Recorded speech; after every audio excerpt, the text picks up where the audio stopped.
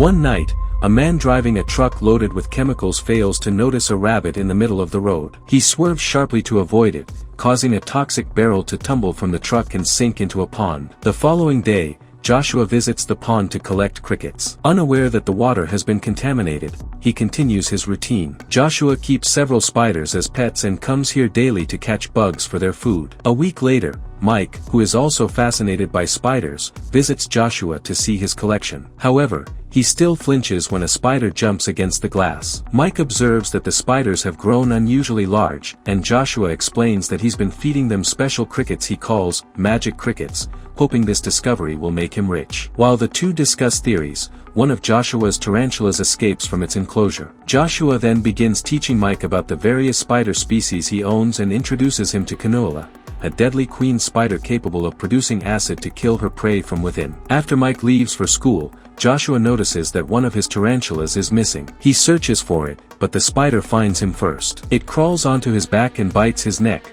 making Joshua scream in intense pain. As he struggles, he knocks over the other enclosures, allowing all the spiders to break free. They crawl all over the room and even attack Joshua's parrot. The following week, Mike goes to visit Joshua again, but while passing the pond, he's stopped by his mother, Samantha, who also happens to be the town sheriff. Along with Deputy Pete, she's working to recover the fallen barrel and send it to a lab for analysis to determine the chemical that polluted the water. Considering the area unsafe, Samantha orders Mike into her truck to take him home. Further down the road, a group of teenagers are riding their bikes recklessly and performing stunts. When Samantha spots them, she turns the truck around and pulls them over. She also tells her daughter Ashley to get in the truck and finds Brett, the mayor's stepson. That night, Ashley spends hours chatting on the phone, ignoring the fact that her brother also needs to use it. Annoyed, Mike tampers with the cables to make her believe it's not working, then uses the phone himself to call Joshua, but no one answers. Meanwhile, Joshua's house is now covered in thick cobwebs,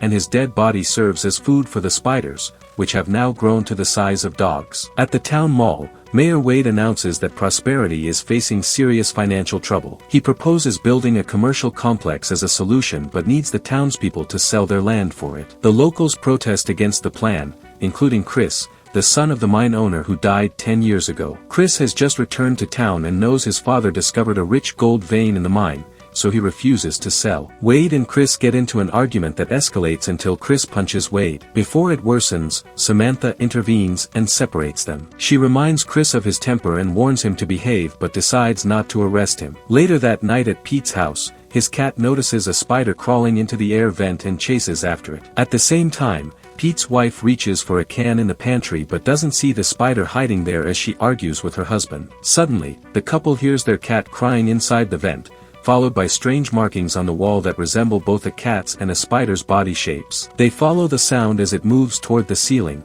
and when the lights flicker, they hear the cat's final cry. The next morning, Chris talks with his Aunt Gladys about why he left town years ago. It turns out he once beat up Samantha's ex-husband. He still has feelings for her, and Gladys dares him to finally do something about it. Meanwhile, Mike tries to sneak out of the house but finds that his mother has handcuffed his bike to stop him. Ashley is leaving to meet Brett, so Samantha gives her a taser for protection. Just then, Chris shows up with flowers to ask Samantha out, and she agrees. While they're talking, Mike takes the opportunity to sneak out of the house on foot and head to Joshua's place. When Mike arrives, he's horrified to find Joshua's house covered in cobwebs, yet not a single spider is in sight. Both Joshua and his parrot are gone, not even their remains are left. Exploring behind the house, Mike finds enormous footprints showing that the spiders have grown even larger. He follows the tracks to the mine's entrance, where he discovers a huge spider leg. Just then, he spots a gigantic spider deeper inside the cave and quickly retreats before it notices him. Elsewhere in the mines,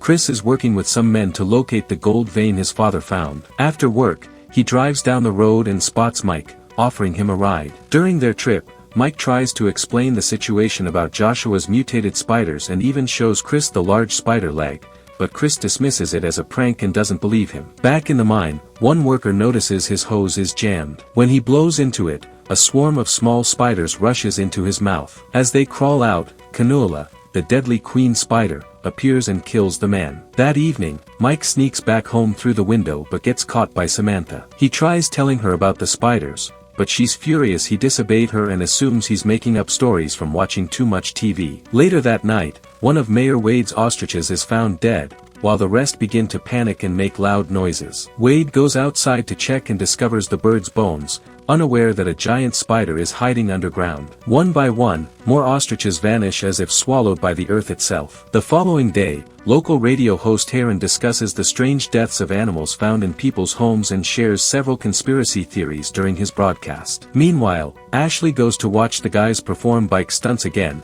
but Brett keeps her in his truck to make out. When he gets too aggressive, Ashley pushes him away and says she isn't ready to go that far. Brett ignores her refusal and continues, so Ashley shocks him with the taser in his groin. He falls out of the truck, wetting his pants in pain. Accusing her of overreacting, Brett watches as Ashley angrily drives off. Moments later, the giant spiders appear, and Brett screams in terror. He runs to warn his friends, but when they see his wet pants, they laugh and call him a coward. Suddenly, a spider leaps onto one of the teens and kills him, forcing the rest to flee in panic. Some manage to escape on their bikes, but many are caught and devoured by the enormous spiders. The creatures even chase the riders, making some crash before being eaten. Brett speeds up, performing a daring jump that kicks a spider off his bike. As he crosses the road, another spider tries to follow but is crushed by a passing truck. The other spiders jump onto the truck, distracting the driver until he crashes into several light posts, creating an explosion that kills many of them. The crash also knocks down the phone lines. Thinking the spiders are gone for good,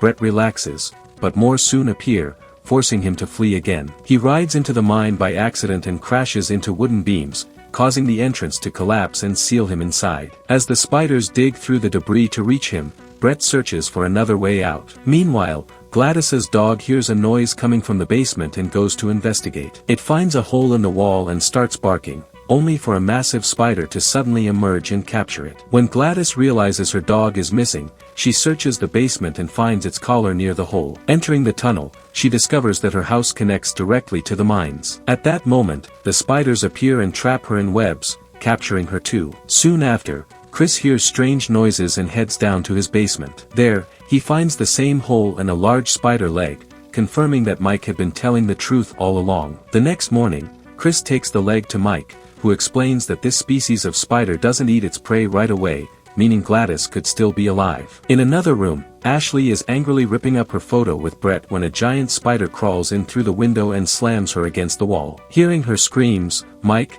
Chris, and Samantha rush into her room and see the spider wrapping Ashley in webbing. Chris attacks it with nearby objects, but the spider fights back and traps him against the wall with more silk. Luckily, Samantha grabs her gun just in time and shoots the spider dead. Afterward, Samantha contacts Pete over the police radio, instructing him to bring every weapon he can to her house. Meanwhile, in the mine, Brett continues searching for an exit and comes across the body of the dead miner. Nearby, he sees multiple people trapped in thick web cocoons, some still alive. He watches in horror as Canula feeds on the wriggling bodies before running away. Back in town, the barber is closing his shop when two giant spiders suddenly leap onto a friend outside and start wrapping him up in webs. At the police station, Pete gathers as many weapons as possible and drives off in his car, unaware that several spiders are following him. When he reaches Samantha's house, he hears something moving on the roof and fires through it, splattering green goo onto his face. At that moment, Samantha and the others come outside,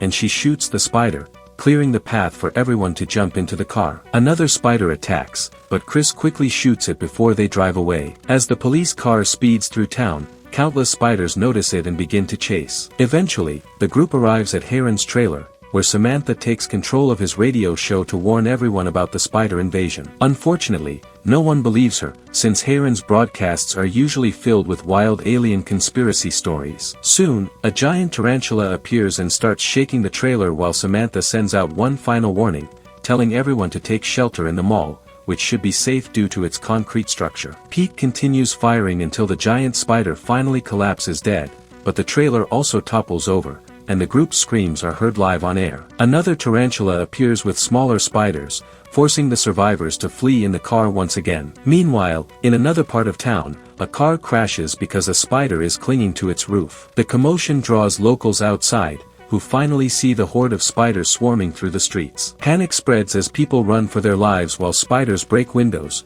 climb onto roofs, and attack anyone they can reach. Some spiders ambush from underground, forcing a man to use a ladder as a bridge to reach his car. However, the creatures quickly learn and begin tearing car doors open to grab victims inside. When Samantha's group drives past the chaos, she uses the police speaker to shout at everyone to head for the mall. Inside the mall, only a few workers and Mayor Wade are present. Seeing the approaching crowd, Wade mistakenly thinks they've come to support his project and smiles proudly. While everyone rushes inside for safety, Samantha and Pete stay behind to hold off the spiders, firing their weapons to buy time for the survivors. Once everyone is in, a worker activates the front gate, forcing Samantha and Pete to dive under it before it shuts completely. After making sure all doors are secure, an argument breaks out over what to do next. They need to call the military, and Wade reveals he has a cell phone, but the signal is weak. Chris and Heron volunteer to climb to the roof and use the antenna to boost it, while the others search the stores for weapons. Mike grabs perfume bottles and gives them to Chris, explaining that the smell might confuse the spider's senses. In a few minutes, Chris and Heron reach the roof, and Chris begins climbing the antenna. As spiders crawl up the walls toward them, Heron shoots to keep them at bay. Chris finally gets a signal and calls 911, but the operator doesn't believe his story. At the same time, the spiders below start pounding on the mall's main gate, weakening it piece by piece. Inside, everyone waits tensely until Ashley notices Wade slipping out a back door. She alerts the others, and a worker realizes he's entering the mines through the basement. Samantha orders her kids to hide there while she and the adults prepare to face the tarantula breaking through the front. The massive spider smashes down the gate and then steps aside, letting hundreds of smaller spiders pour in through the opening. Gunfire erupts as the survivors fight back, but they're quickly overwhelmed and forced to retreat to the basement. The mall descends into chaos as people are killed or captured one by one. Pete barely makes it under a metal shutter, slicing off spider legs with a chainsaw as they poke through. Down in the basement, the survivors find that Wade has locked the next door, trapping them. On the roof, spiders surround Chris and Heron, forcing Heron to leap off into the bushes as a distraction just as Pete emerges from another exit. With the spiders chasing them and no way back inside, the two men have no choice but to run. Deep inside the mines, Wade is stunned to encounter Brett, still alive. Suddenly, the spiders find them, and Wade tries to steal Brett's bike to escape. Before he can, a spider grabs him and drags him away. Seeing more monsters approach, Brett jumps on the bike and speeds off. In the mall, the barber comes out of hiding but doesn't notice a moving tent nearby, until a spider lunges out and captures him. Back above, Chris climbs higher up the antenna, grabs onto the cables, and slides down them into the mall's ventilation system, which leads directly inside. Samantha spots him trapped behind a vent grate and helps pull him out before rejoining the others in the basement. Suddenly, pounding echoes from the door, but it's Brett, using a small machine to open it. Several spiders crawl in behind him, and the group opens fire until all of them are dead. More spiders try to break through the other door, so Samantha pushes the machine against it to block the way, then leads everyone through the tunnels of the mine. As they run, Chris smells something strange and realizes it's methane gas. One spark could blow up the entire mine. A worker takes a wrong turn and gets snatched by a spider, dragged to its nest. Another spider attacks the group, but they manage to kill it quietly with a crossbow to avoid triggering an explosion. They continue deeper into the tunnels and finally reach the spider's nest, where countless victims hang in cocoons for the queen to eat. Something suddenly drops from the ceiling, but it's just Wade, trapped in webs. After freeing him, Chris tells Samantha to guide the others to the exit while he searches for Gladys. Before parting, Chris tries to confess his feelings, but Samantha admits she already knew and reveals that he beat up her ex-husband because the man had cheated on her, something Chris's father told her before dying. She ends their goodbye with a quick kiss. Back in the basement, the tarantula breaks down the door, leading a swarm of spiders after the survivors. In the mine, Chris searches through bodies until he finds Gladys alive. She looks up and notices the gold vein behind him. Just then, Canula appears, but Chris can't fire his gun without igniting the methane. Instead,